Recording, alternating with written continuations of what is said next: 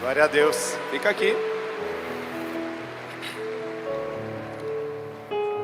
Eu acredito que quando Deus permitiu escrever alguns versículos da Bíblia, Ele pensava em algumas pessoas aqui na terra. Por exemplo, quando Ele enviou o Espírito Santo para escrever "A alegria do Senhor é a nossa força", Ele estava pensando nos brasileiros. Você concorda? Que o brasileiro sofre, o brasileiro é oprimido, o brasileiro é espoliado, e ele continua sendo um povo alegre, um povo feliz. É verdade isso? Diga para a pessoa que está do seu lado: a alegria do Senhor é a nossa força. Amém? E tem um outro versículo, ficou muito claro para mim isso, que quando o Senhor escreveu, Ele também estava pensando numa pessoa. É o versículo de Tiago 2,18. Grava isso, hein? Tu tens a fé e eu tenho as obras. Mostra-me a tua fé sem as tuas obras, e eu te mostrarei a minha fé pelas minhas obras. Quando o Senhor escreveu isso, Ele estava pensando no ministro Tarcísio de Freitas, que está aqui conosco. Por favor, ministro. Um homem que tem, com muito amor, com muita garra, com muita inteligência, vinda do alto, dado um show de renovação, de transformação da infraestrutura brasileira. Todos sabem que agora ele é um ex-ministro, mas uma vez ministro, sempre ministro, né? Uma vez presidente, sempre presidente. Então queremos dizer que agradecemos muito pela sua vida. Você é uma bênção na vida dessa nação, e Deus tem propósitos grandiosos para você. Você está brilhantando, honrando o nosso evento com a sua presença. Deus te abençoe, que o Senhor te abra todas as portas, que o Senhor faça se cumprir o propósito grandioso e maravilhoso que Ele tem com você no futuro da nossa nação. Muito obrigado. Com vocês, ministro Tarcísio de Freitas.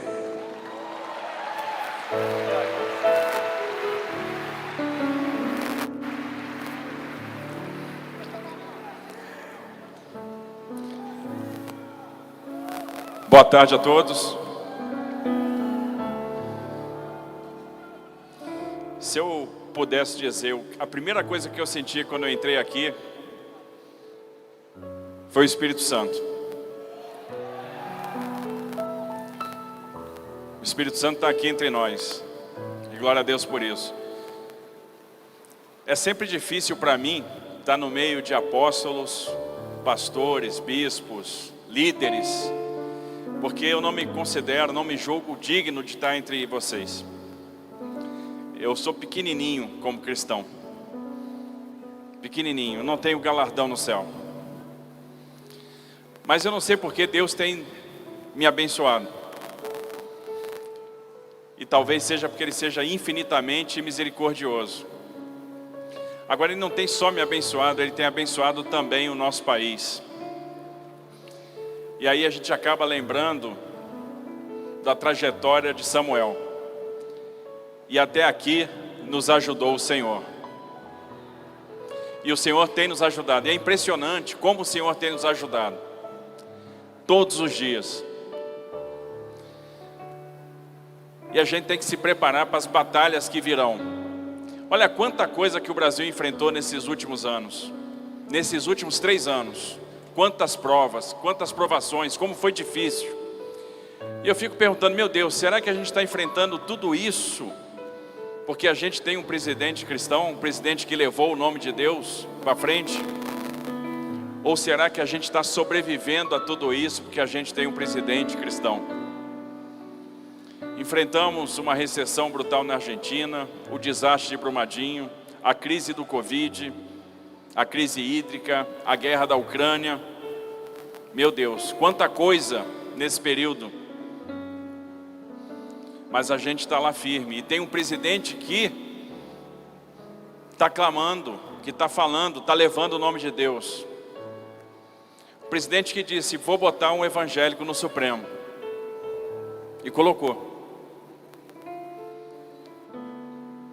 Quantas provações.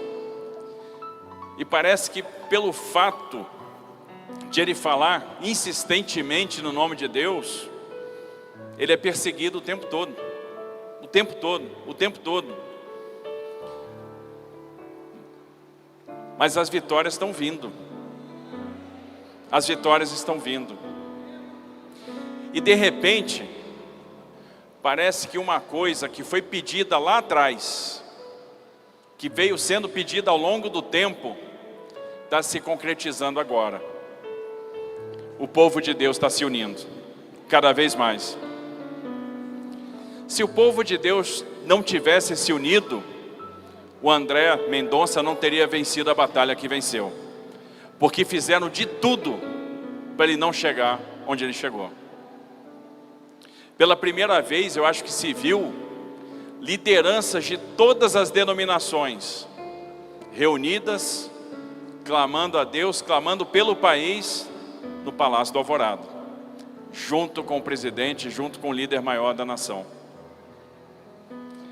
E a conclusão que a gente chega aqui, de repente, uma profecia lá de trás está sendo cumprida, está sendo realizada. O povo de Deus está se unindo. O povo de Deus está se unindo para erguer uma nação que merece ser grande, que merece ser mais justa, que merece ser mais igual. Mas nós temos enfrentamentos difíceis pela frente. E nós vamos enfrentar daqui a pouco, e a gente não pode esmorecer. Porque eu tenho certeza que se a gente permanecer firmes na fé, nós vamos construir algo de muito bom no nosso país. Assim como Deus tem abençoado o presidente, Deus tem abençoado a minha vida também. A minha vida é uma bênção. O tempo todo a minha vida foi uma bênção. Meu pai, já falecido, sempre orou muito por mim, sempre esteve do meu lado, sempre me trouxe ensinamento. E eu tenho a minha mãe, que é uma guerreira, que é missionária, e que está me sustentando na fé há muito tempo. Está lá com o joelho dobrado, está lá com o óleo, está lá orando, está lá jejuando. Quanto jejum, quanto oração, em todos os momentos da minha vida. E Deus foi me dando uma experiência maravilhosa. A primeira delas, talvez tenha sido a vitória sobre o câncer. Eu descobri que estava com câncer no último ano da minha graduação no Instituto Militar de Engenharia. Um curso pesado, tinha que estudar muito e eu não sabia o que fazer. E de repente a sua fé fraqueja. E eu pensei, vou trancar a matrícula, vou sair para tratar esse câncer. Ano que vem eu volto e concluo o meu curso. Conversei com a minha mãe, estou com câncer e eu preciso fazer meu tratamento. Vou trancar a matrícula e vou voltar no que vem. E ela disse, nada disso, meu filho. Você vai fazer seu curso, você vai concluir e Deus vai te abençoar. Deus vai te dar cura e vai te dar vitória sobre a doença e vai te dar bênção. E ela foi orar, foi jejuar, meu pai foi orar, meu pai naquela época era vivo ainda, foi jejuar. E o fato é que eu fiz meu tratamento, eu concluí meu curso. Naquele semestre que eu estava fazendo tratamento, eu acabei o semestre com 9,74 de média. Acabei meu curso de engenharia civil no IME em primeiro lugar. Quando todo mundo achava, poxa, você precisa trancar a matrícula, Deus mostrou que não, que eu podia tocar meu curso.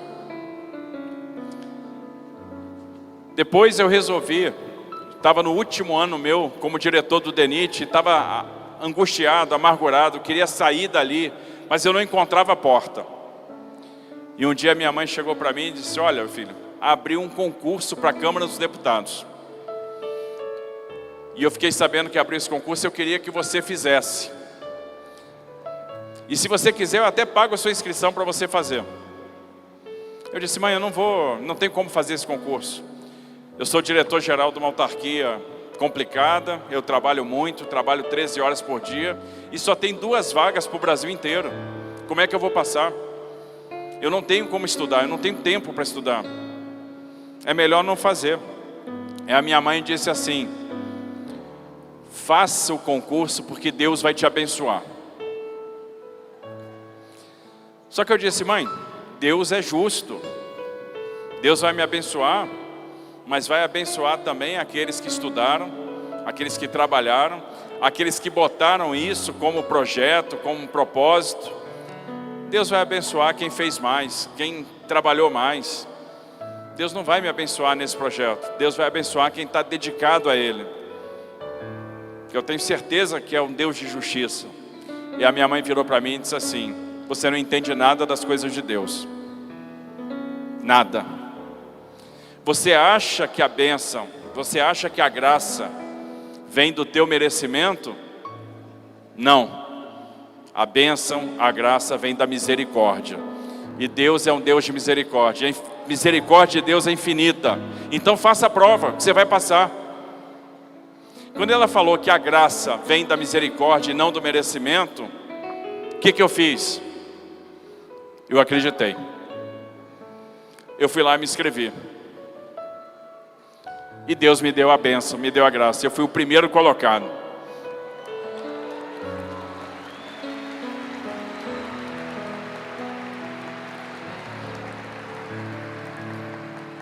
Ela só me recomendou uma coisa: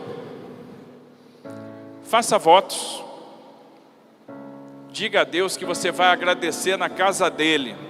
E escolha 5 igrejas de pessoas que oram por você. Pessoas humildes que estão orando por você, igrejas humildes para visitar, agradecer, dar graças a Deus pela bênção alcançada. Eu digo: perfeito, vamos fazer isso. Vamos fazer esse voto. E aí, com muita alegria, eu fui dar o testemunho da vitória, o testemunho daquela aprovação no concurso, porque Deus me abençoou. E abençoou mesmo. Eu me lembro que na véspera do concurso, na véspera da prova subjetiva, aquela segunda etapa, eu não fazia a menor ideia do que podia cair. E eu não tinha tempo para estudar. Eu tive um sábado para estudar, o concurso era no domingo, de manhã e à tarde. E aí eu pensei: meu Deus, o que pode cair nessa prova? Acho que mobilidade é um tema legal. O que eu entendo disso? Pouca coisa. Deixa eu ler um texto na internet sobre isso. Aí fui ler um texto que falava da relação do planejamento da mobilidade urbana com os instrumentos urbanísticos do Estatuto das Cidades. Não é que no outro dia era uma das redações? Realmente, Deus tem misericórdia e faz coisas impressionantes na vida da gente.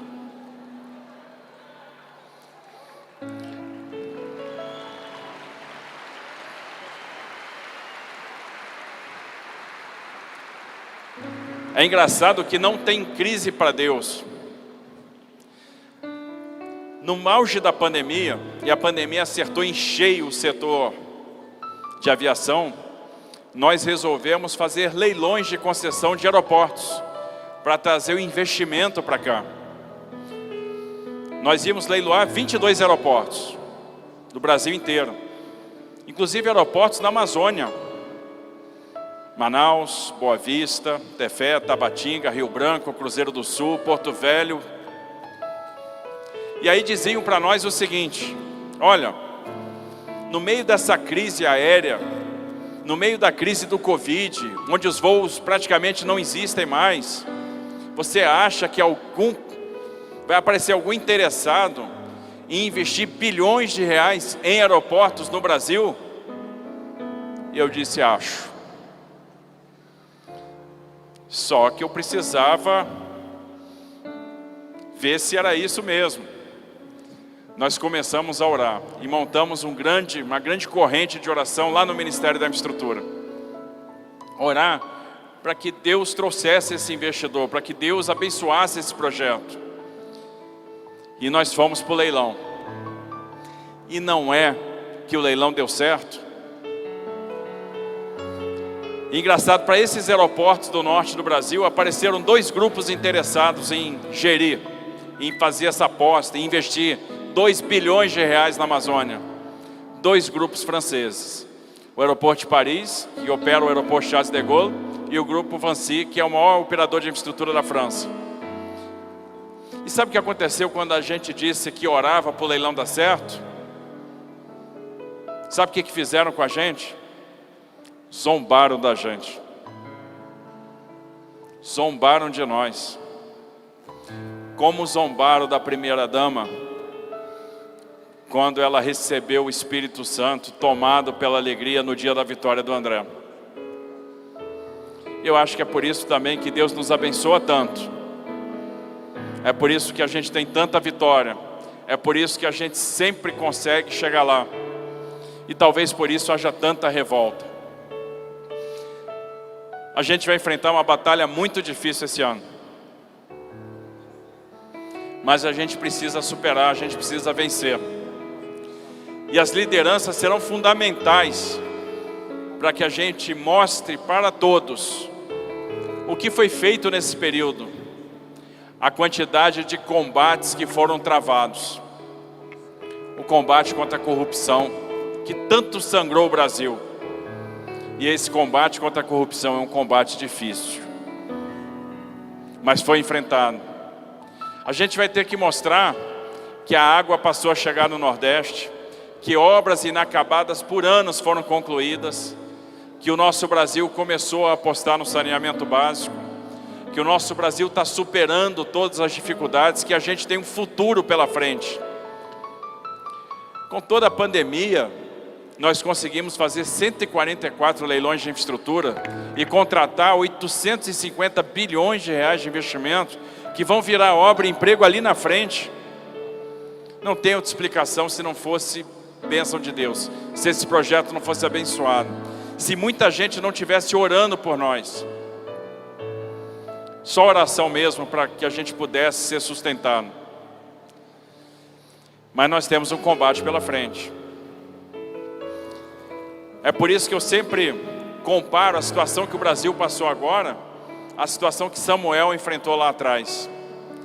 Porque de repente os israelitas estavam sendo derrotados pelos filisteus. Levaram a Arca da Aliança, que simbolizava, que materializava a presença de Deus no meio do povo de Israel. E aí, quando isso acontece, quando eles perdem território, quando eles perdem a Arca da Aliança, eles vacilam na fé. O que fazer? E alguém podia ter a ideia, vamos adorar deuses pagãos. E Samuel clamou ao Senhor, conseguiu conduzir o povo dele, manteve o povo dele unido. E às vezes eu comparo o que aconteceu lá atrás com o que está acontecendo no Brasil agora. Nós não podemos perder a fé, nós temos que nos manter unidos. Porque assim como Samuel clamou, nós temos muita gente clamando também pelo nosso Brasil. Deus levou confusão para o exército filisteu. Os israelitas recuperaram a Arca da Aliança, recuperaram seus territórios. Samuel ergueu a pedra da ajuda, Ebenezer, e disse, até aqui nos ajudou o Senhor.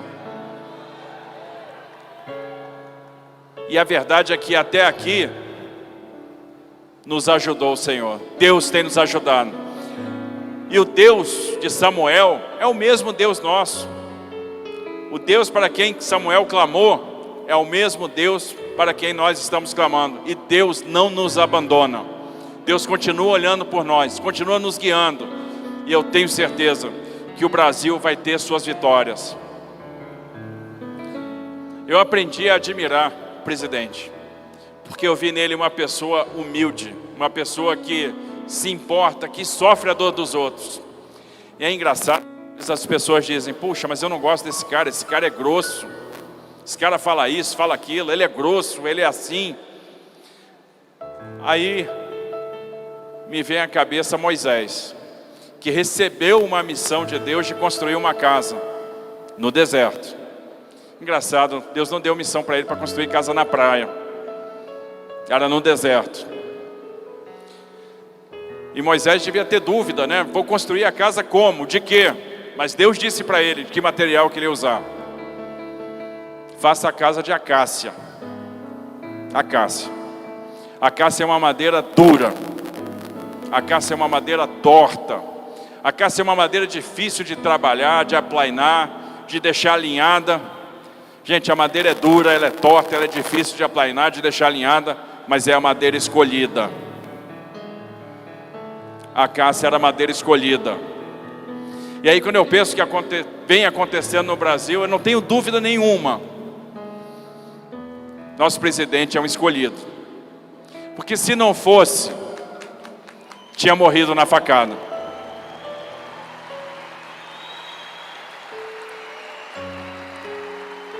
E o fato de ele ter sobrevivido naquela oportunidade foi um milagre. Foi a mão de Deus. E é por isso que desde então tem tido tanta dificuldade, mas também tanta vitória. Tem tido tanta união. E de repente agora a gente vê o povo de Deus unido num único propósito. Esse propósito de transformar essa nação, de fazer com que a nação prospere. Assim como Samuel clamou lá atrás, nós vamos clamar. O Deus de Samuel é o mesmo Deus nosso. É o Deus que ouve, é o Deus que nos abençoa, é o Deus que nos dá vitória. E é nisso que eu creio. Eu creio nessa vitória, eu creio nesse avivamento, eu creio que o nosso Brasil vai ser conduzido. E vai ser conduzido para um bom caminho, para um caminho melhor, para um caminho de transformação.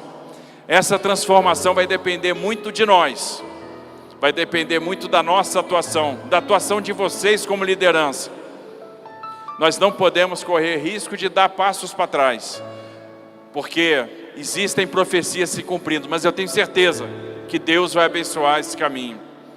E o que eu poderia pedir para cada um nesse momento é: continue orando, continue jejuando, porque mais do que nunca, a oração, o jejum de cada um vai ser fundamental para nós.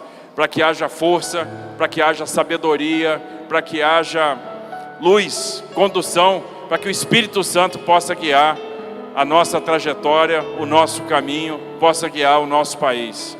Que Deus abençoe todos vocês e que vocês possam sempre lembrar de nós nas orações. Orem pelas autoridades, orem pelo presidente, orem pelo nosso país. Obrigado.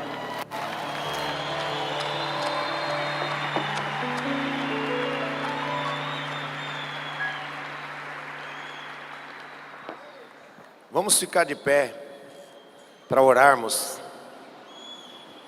pelo ministro Tarcísio. Quantos aqui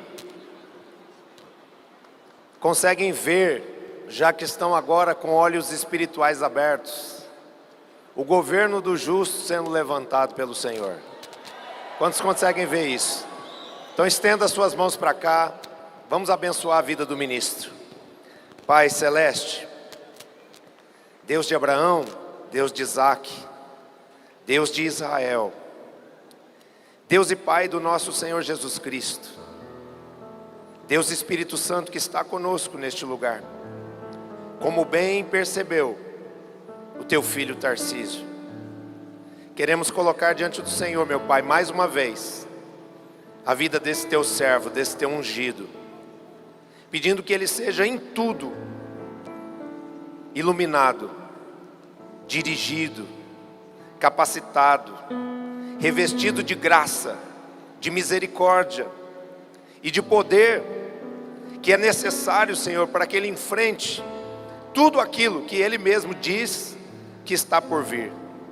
Que ele faça isso não com capacitação humana, não com sabedoria deste mundo, mas que ele tudo possa fazer, realizar, estabelecer e vencer na força e no poder do teu Espírito Santo. Guarde a vida dele, guarde debaixo do poder do sangue da aliança, debaixo da unção do Espírito Santo, a sua vida e a sua família, aqueles que estão com ele na missão que lhe foi confiada, e permita, Pai, que ele possa avançar e altaneiramente, pisando serpentes e escorpiões, vencendo a todo o poder do mal, sem que nada, absolutamente nada lhes faça dano.